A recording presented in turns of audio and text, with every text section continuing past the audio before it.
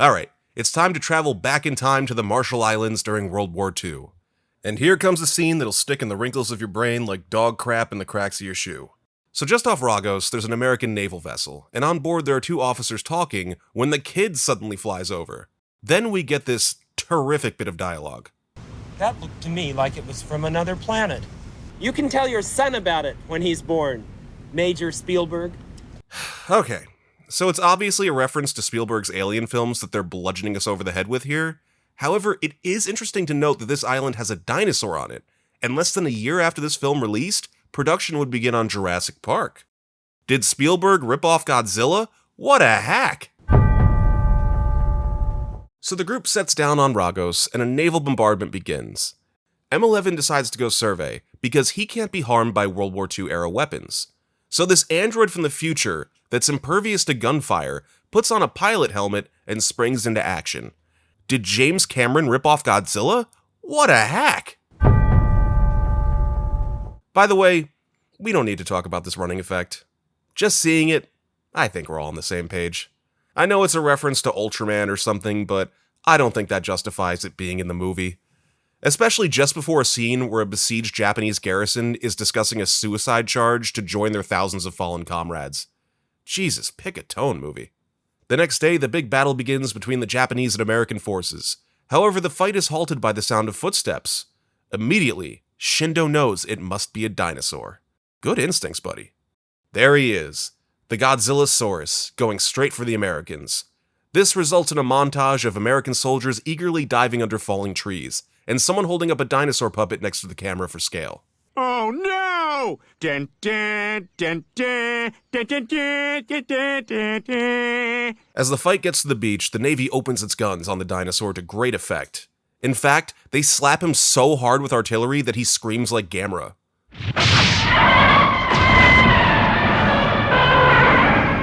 A notable choice by the production team. Anyway, the Americans keep lighting up Godzilla like Sunny at the Causeway until he collapses. Then we get this beautiful piece of dialogue that should never be forgotten.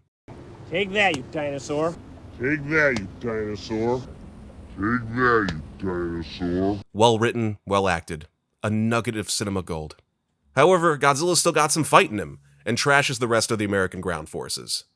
In response to this total loss, the American Navy decides to make the strategic choice to abandon the operation and never talk about the incident again.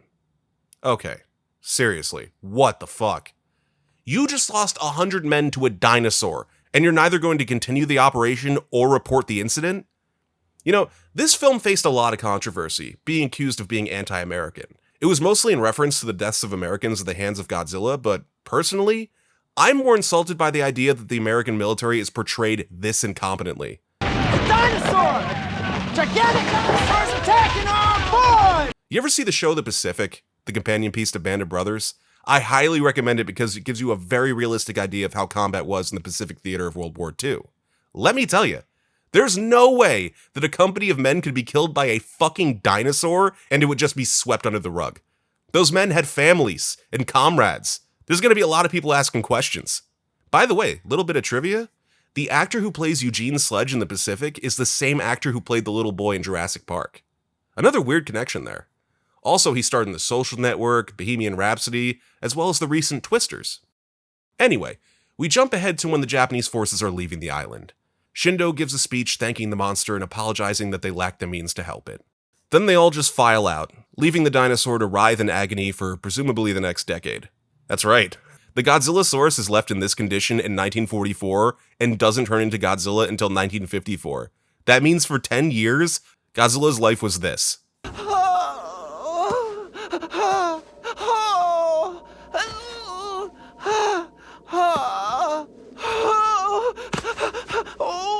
Honestly, the idea that Godzilla had to endure a decade of excruciating pain actually makes him scarier.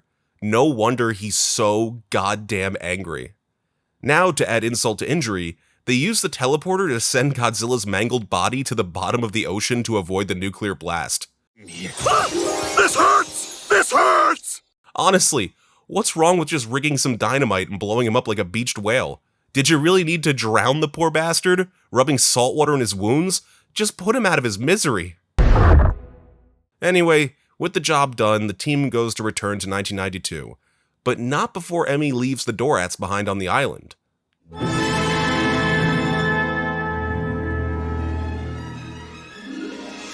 Back to the future! And here comes another headache. Check this. Upon their return to 1992, the Futurians confirmed that Godzilla was erased from history. However, in his place, King Ghidorah was created from the Dorats left on the island. Immediately, King Ghidorah appears and starts attacking Japan. Okay, so 1,000 questions. How can the people in this timeline recall Godzilla exists if his existence was prevented? How did the Futurians know that leaving 3 plush dolls with no arms alone on an island for 10 years before getting hit by a nuke would create King Ghidorah? Why would you genetically engineer animals with no arms? What did it matter to say they can read people's emotions? If Ghidorah was created by that nuke in 1954, why did he not spawn until 1992? Why is 1992 the nexus point for this time travel story? Why is Japan the absolute same regardless of whether Godzilla existed or not? If Godzilla never killed those thousands of people in his attacks, isn't it possible some people would come into existence while others would vanish based on their ancestry? And what is up with those goddamn chairs? My head's spinning here, folks. Quick, let's cut to some monster action before the audience has time to think.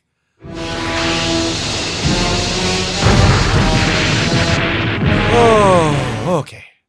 Monster action dulls the pain, doo-dah. In all seriousness, though, it's been too long since I've seen a classic monster attacking the city montage.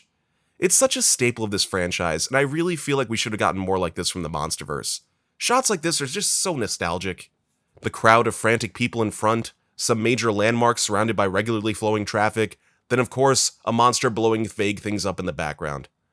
Ah, the good old days. Breathe it in. And now back to the plot. So the Futurians' plan is beginning to materialize. Apparently, they intended to remove Godzilla and instead create King Ghidorah, a monster which they could control. They would then use this monster to level Japan and install their own government. What's funny, though, is that Emmy wasn't fully aware of the plan. According to her, they were only meant to come back and warn 20th century Japan.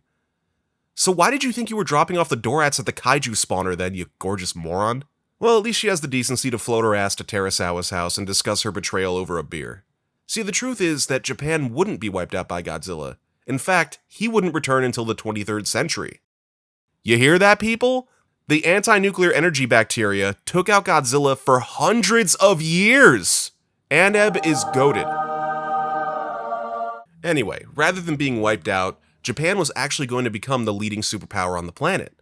That's why the lead Futurian, Wilson, devised this plan to destroy Japan before it could ever grasp that power.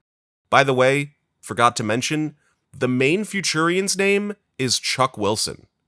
You know who he's played by? Chuck Wilson. Gotta say, not loving the idea of King Ghidorah's wrath being directed by the almighty conqueror Chuck Wilson. The immortan Chuck. The Ayatollah of rock and rolla, Chuck. Kneel before Chuck.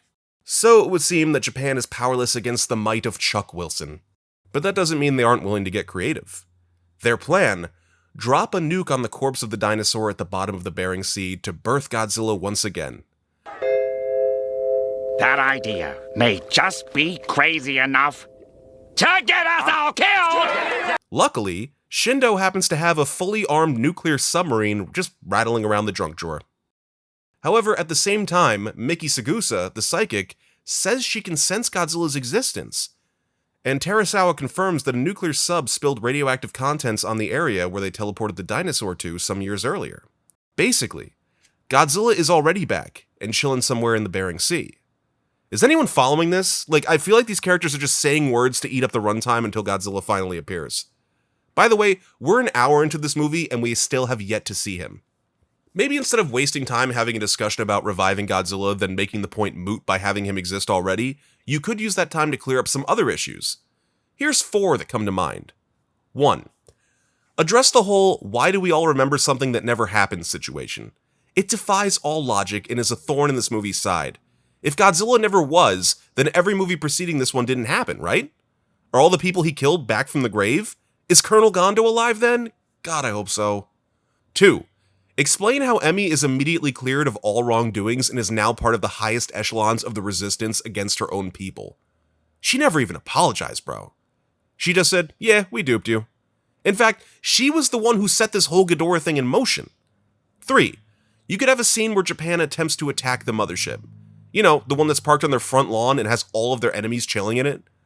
They pretty much took the Futurians at their word that their weapons can't damage them. Perhaps they could have been lying? You know, the same way they lied about literally everything else? 4. They could attempt to nuke Ghidorah before talking about bringing back Godzilla.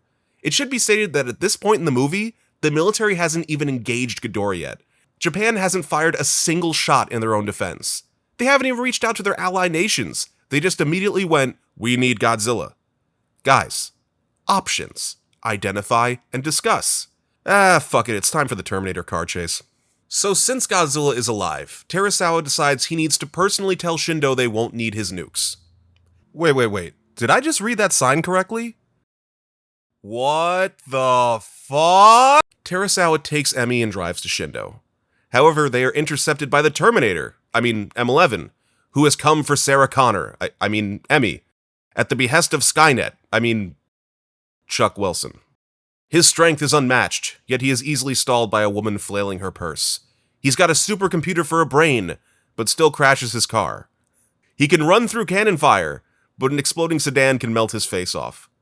Just want to point out, his pants took less damage in the explosion than his face did. As for his speed, it's... I don't have a word for this. Groan-worthy? Look, if you can't find a way to make him use super speed without making the audience laugh, maybe nix the super speed. Look at this. Anyway, he catches up to our character's car and stops it gingerly. Can we also stop and acknowledge this look of sexual aggression on his face? That smile says, "You know I'm designed for pleasure, too."